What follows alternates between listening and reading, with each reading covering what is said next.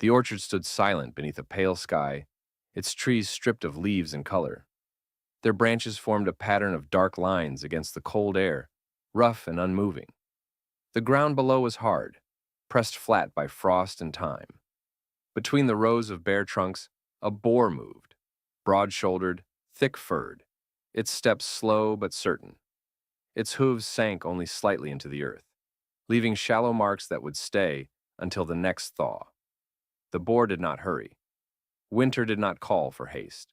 It walked with the weight of something that knew the land well, knew the roots beneath the soil, the rough bark of trees, the scent of old fallen fruit that had long since faded.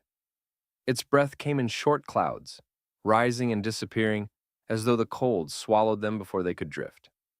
Not far away, a farmer watched from the edge of the orchard, leaning against a fence post that had seen years of weather. His coat hung heavy on his shoulders, patched in places where cloth had worn thin. He did not raise a hand or shout. He simply observed, his expression quiet, as though this sight was neither strange nor expected, just another piece of the land's slow winter rhythm. The boar stopped near one of the trees, lowering its head to the ground. It sniffed, pressing its snout into dry grass and cold soil. There was no sweetness left from autumn, no apples hidden beneath leaves. Yet the act of searching was familiar, necessary, not driven by hope, just instinct shaped by seasons.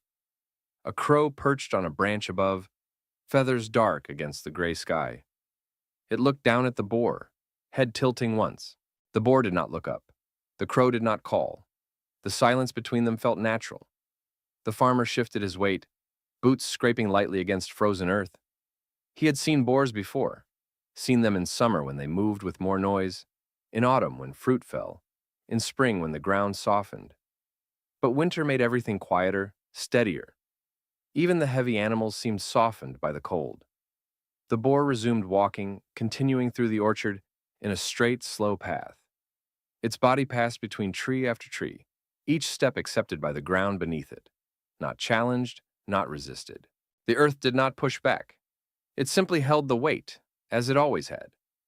The farmer watched until the boar disappeared beyond the last row of trees, into the pale distance where the land dipped slightly toward the forest. He did not follow. He did not need to.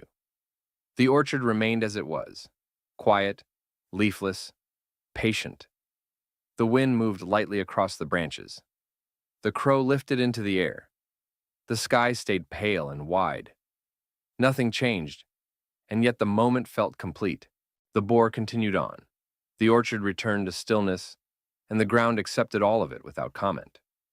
The second day settled over the orchard with the same quiet light.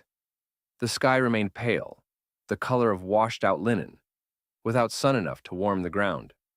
Frost clung to the base of the trees, where the shadows lingered longer, making the bark appear dusted and white. The boar returned, its movements unhurried, each step steady and familiar.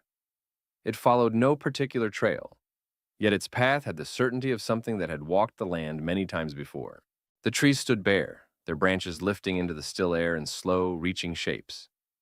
No leaves rustled, no insects moved. Winter had removed sound from the orchard, leaving only the faint crunch of earth beneath the boar's hooves. It did not seem bothered by the silence. Silence was its season too. The farmer was out again, though he did not stand at the fence this time. He walked between the trees, his coat pulled close, his hands tucked into his sleeves. He checked the trunks the way someone checks something out of habit rather than concern, palming rough bark, brushing aside old, dried shoots.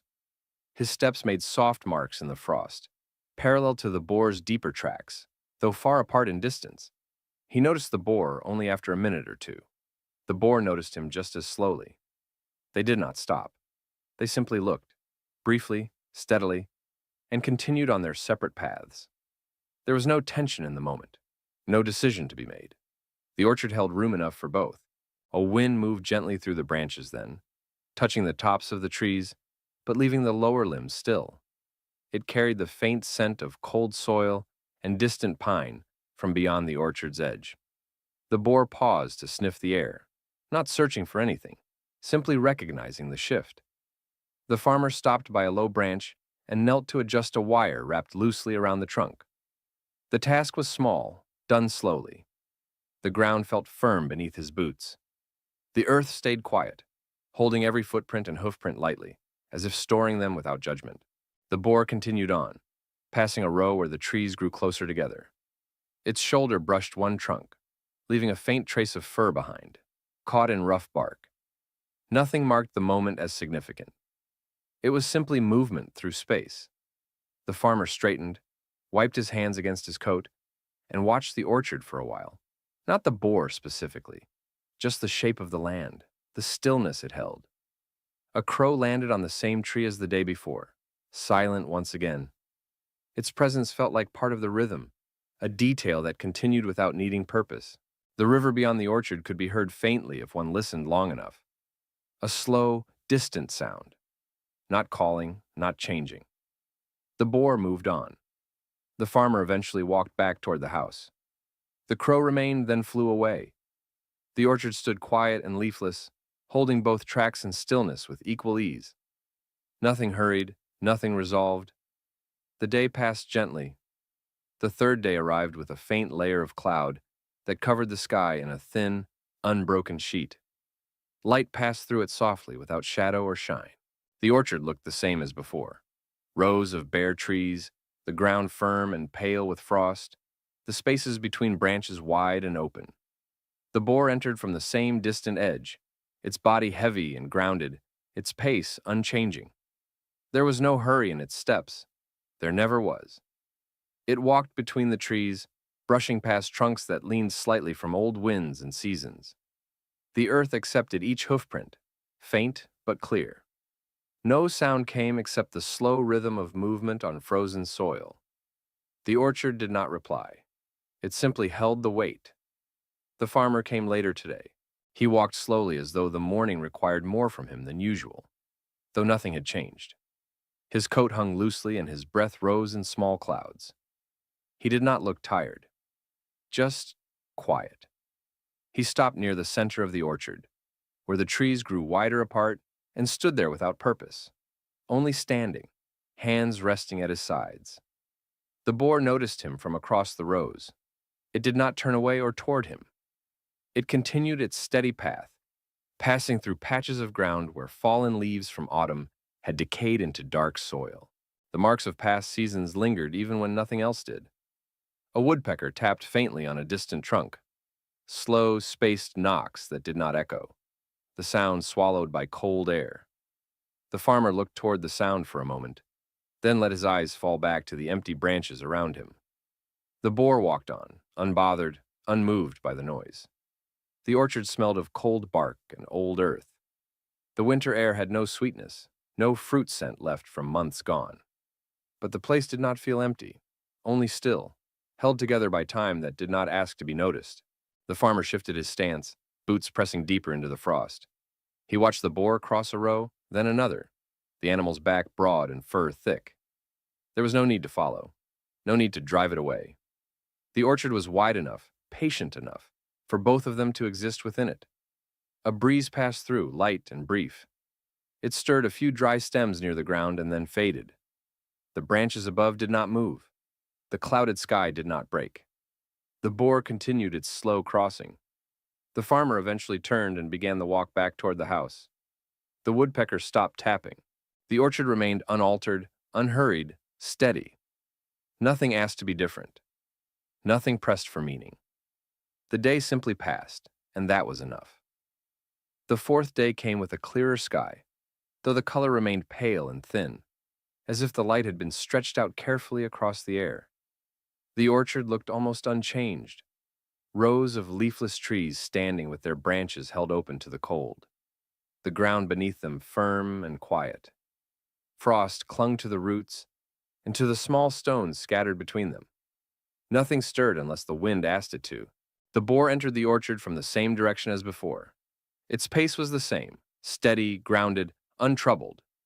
The fur along its sides was thick, dark, and coarse, the result of many seasons spent outdoors with no shelter but the earth itself. The boar did not search for food with urgency. It simply followed the lines of the land, nose low, moving through familiar paths.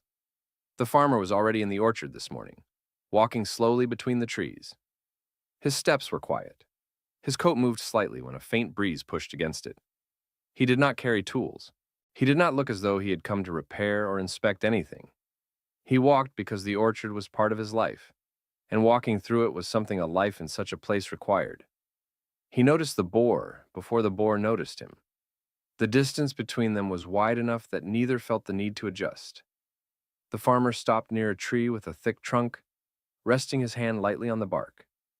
It was rough beneath his palm, cold but familiar. The boar stopped near another tree, lowering its head to sniff at the roots. A group of starlings passed overhead, quiet, moving in a loose, shifting shape, rather than a tight flock. They did not call. Their wings made only the faintest sound, like fabric brushing against itself. They flew beyond the orchard, toward somewhere that did not matter to either the farmer or the boar. The farmer's breath rose in a small cloud. The boar's breath did the same. The rhythm of their breathing was slow, matching the morning. The ground between them held their tracks side by side, deep hooves, lighter boots. The earth accepted both without distinction. It simply recorded weight and presence, the way land always does. A breeze moved again, passing across the orchard in a soft line. It touched the upper branches first, then the lower, then brushed over the boar's thick coat and the farmer's sleeve. The sound it made was light, barely more than a whisper of dried bark. The boar lifted its head briefly. The farmer raised his eyes. They saw one another, but did not exchange meaning. The moment passed without needing to become anything. The boar continued forward, walking into another row of trees, its pace unchanged. The farmer lowered his hand from the trunk and took a few steps in the opposite direction. The orchard remained calm, bare, and steady. It did not hold stories, only presence, and that was enough. The fifth day arrived with a colder air, though not sharply so, just enough to make the breath of both the boar and the farmer more visible as it rose and faded.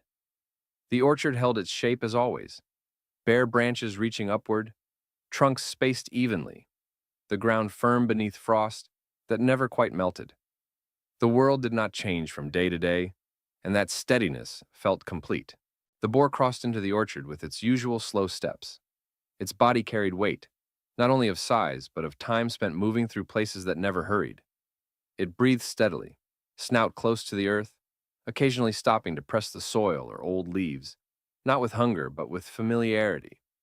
The land knew the boar knew the land. Nothing more was needed. The farmer stood at the far edge of the orchard, hands in his coat pockets, shoulders relaxed. He did not walk today. He simply stood, watching the rows of trees stretch out before him. His breath came in slow clouds that drifted away without entering the branches. The boar moved onward, step by step, passing close to the farmer. Not directly beside him, not far from him, just within the same space, the same morning. The farmer turned his head slightly, enough to see the boar in his peripheral vision. The boar did not pause. It continued through the orchard, steady and sure. A jay landed on a low branch nearby, feathers muted in the winter light. It did not call. It simply sat, its small body still, its presence part of the quiet landscape. The orchard held it too, just as it held the boar and the farmer. The ground beneath them remained solid. It accepted weight without resistance. It held memory without needing to express it. The farmer eventually shifted his stance, the movement slow, unhurried. He looked across the orchard, not at anything in particular, just taking in the shape of the land he had walked so many times. There was no thought behind the act, no need for reflection. Being there was enough.